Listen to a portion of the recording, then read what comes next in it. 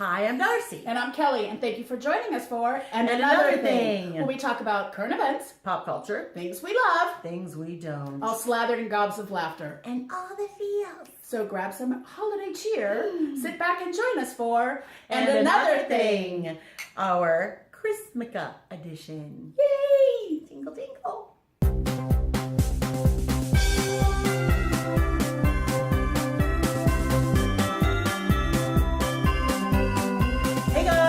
We are here with a Chrismukkah What the What. And Kel's going to kick it off with some crazy Christmas facts. So here's the thing. Christmas was not always the wholesome family holiday that we know it as. No. I mean, we know the background. Last year we talked about this. If you're keeping up, last year we talked about how it was a pagan holiday originally. Right. But that's where the whole thing with mistletoe comes in, standing under the mistletoe waiting to be kissed. It wanted to be kissed. That eligible women would stand under the mistletoe when they wanted. Yeah, that was whoever wanted to be sexed up. Ooh. Would stand under the mistletoe. I kind of want to bring that back. I know. But shut I saw mommy. Okay. So, and also, it was not a family holiday. In fact, there was more like a trick-or-treat thing where bands of like hooligans would go door to door and demand booze, like drinks, not boo, like we do. like hooch.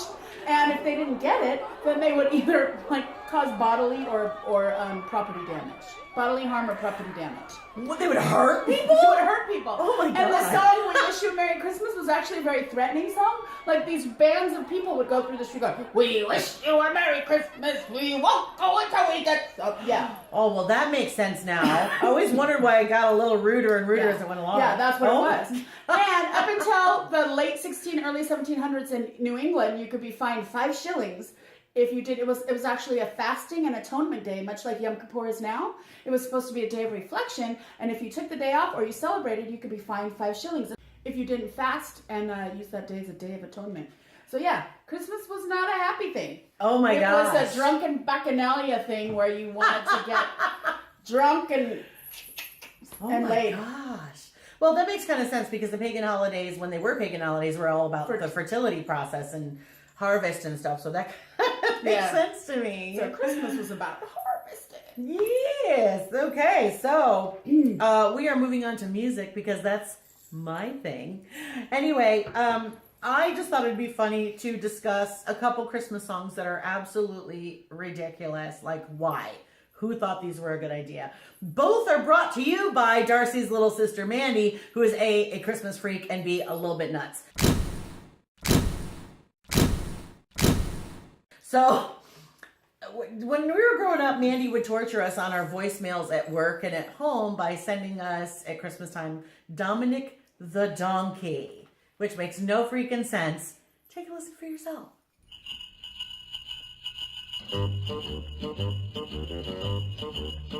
Hey, jingity jing, it's Dominic the donkey, jingity jing, the Italian Christmas donkey, la la la. What? I know it. Why? Why?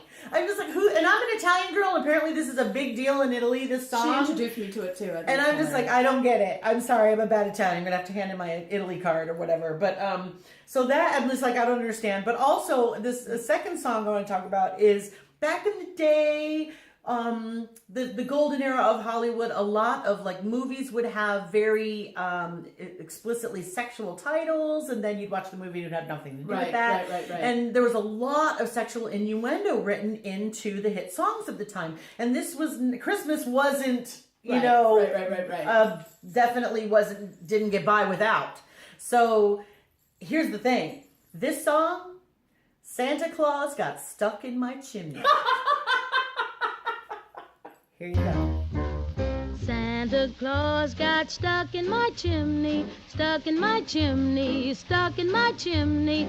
Santa Claus got stuck in my chimney when he came last year. Poor Santa Claus. Santa Claus. Yes. Ooh, that's filthy. That's filthy. I love it. That's great. Right.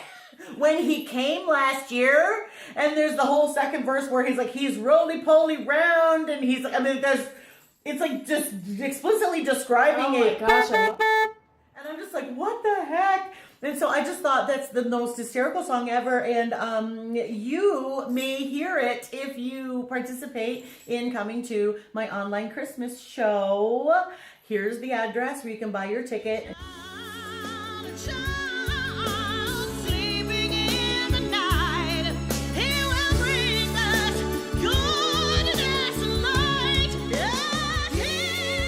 But you can watch this concert in your pajamas at home. Nobody's going to be in your way. No driving, no parking fees, no extra drinks, blah, blah, blah, You blah. can drink whatever you want, eat whatever you want, and not wear a bra. Or be naked. Nobody knows. So, and just listen to me sing Christmas songs. That sounds So please join me and you will hear Santa Claus got stuck Oh my in gosh, I chimney. love that. And here's a Christmas penis drink. Cheers. Merry Christmas.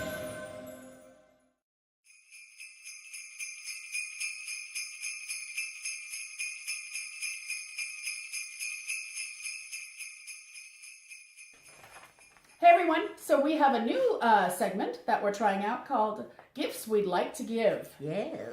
So I will start. To the creepy, questionably hygienic dude at Trader Joe's that stands in front of the sample counter, I want to give you the $4.24 to buy your own damn box of Asiago cheese crackers.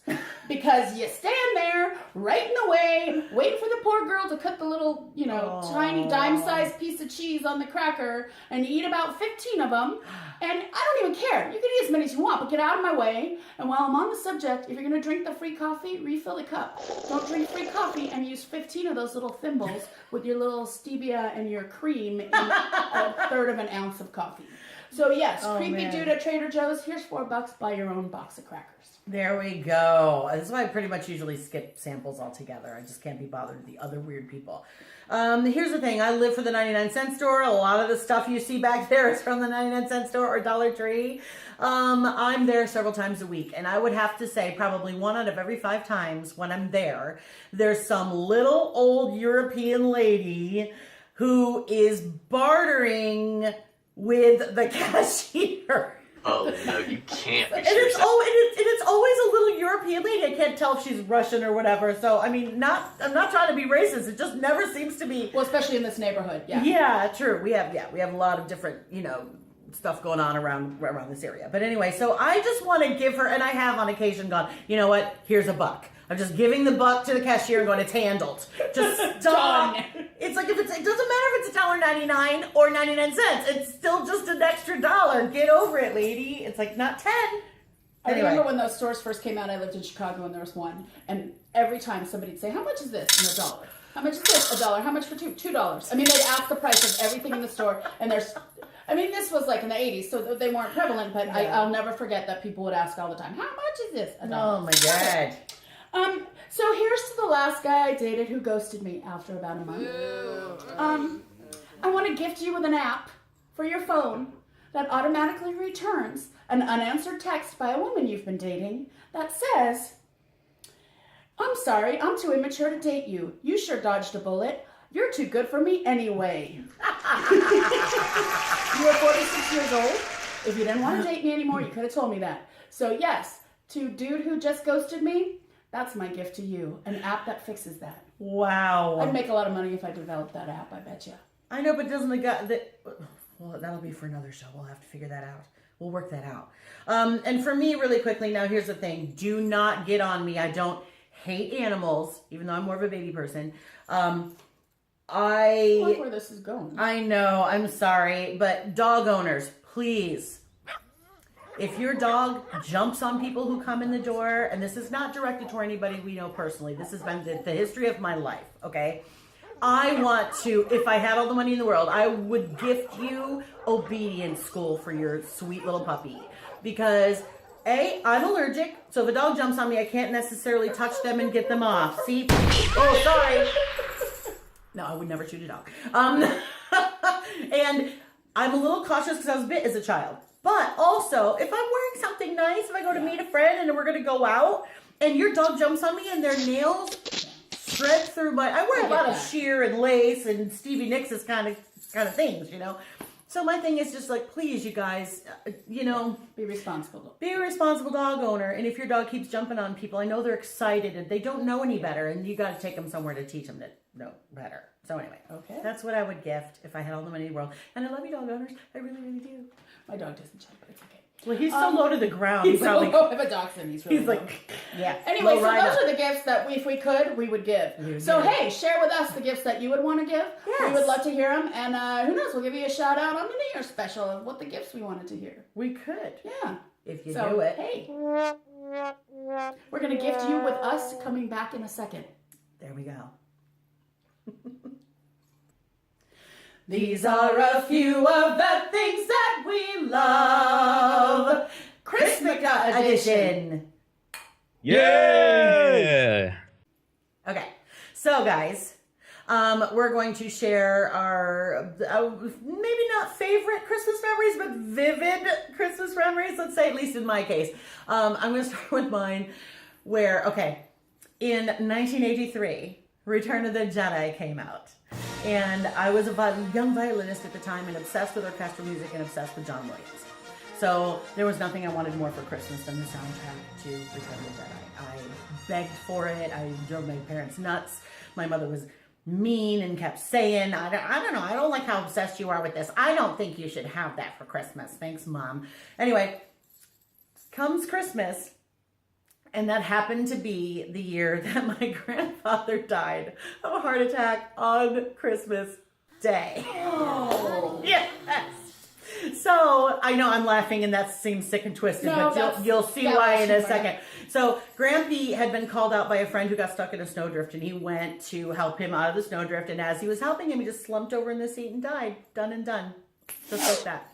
So needless to say, it was barely Christmas. We're grieving, blah, blah, blah. So we lived 3 hours away. I'm trying to make this really fast. We lived 3 hours away. So about 3 weeks after this all happened, we had stayed in town to deal with the funeral and all that stuff. Dad finally goes back to get our presents because, the natives are growing restless. The kids are like, rah, rah, rah, rah.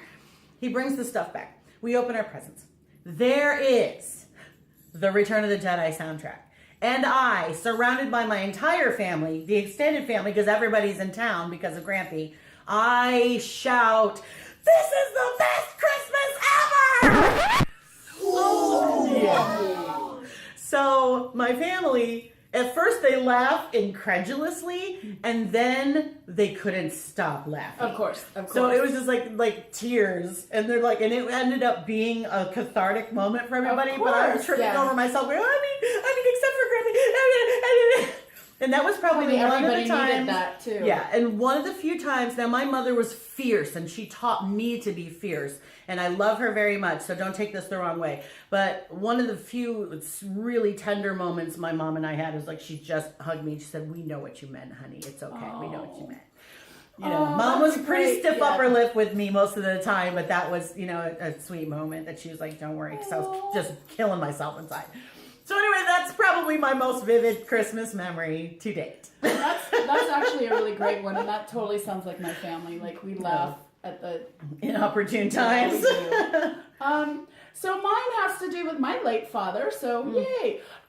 So in our family, we never, like some families, that you open one present at a time and everybody, takes a turn opening presents. In my family, my father would hand out all the presents, and then he'd count to 3 and we all open them at the same time.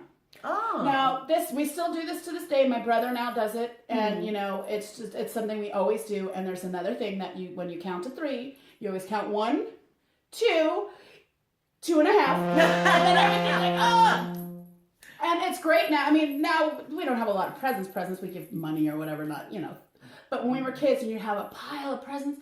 And we had Hanukkah parties with like 40 or 50 people.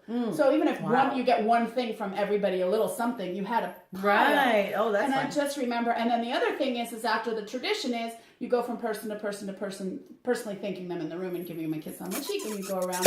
And I found that kids don't do that anymore. Kids don't thank. They sit in their seat and they go, "Thank you, everybody." So I want to bring that back. I want people to come up and go around and thank everybody personally.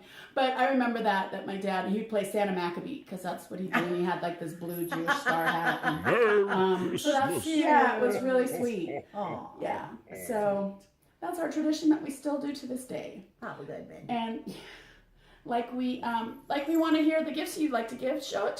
Share your memories with us. Yes. We want to hear from you guys. We do. And if you haven't already subscribed, please subscribe. Hit the little red button down there. And follow us at our various and sundry social media outlets. Have a wonderful holiday season, and you know who we love? We love you. Merry Chrismukkah. Happy Hanukkah. Joyous winter things. solstice. Happy Kwanzaa. Everything. Happy Peppermint Stick Day. I don't know. Yeah, if you're an atheist, turkeys are on Screw sale, you. but- No, I'm just kidding. Just kidding. Turkeys are on sale or else. Anyway, okay. Happy everything, y'all. Bye.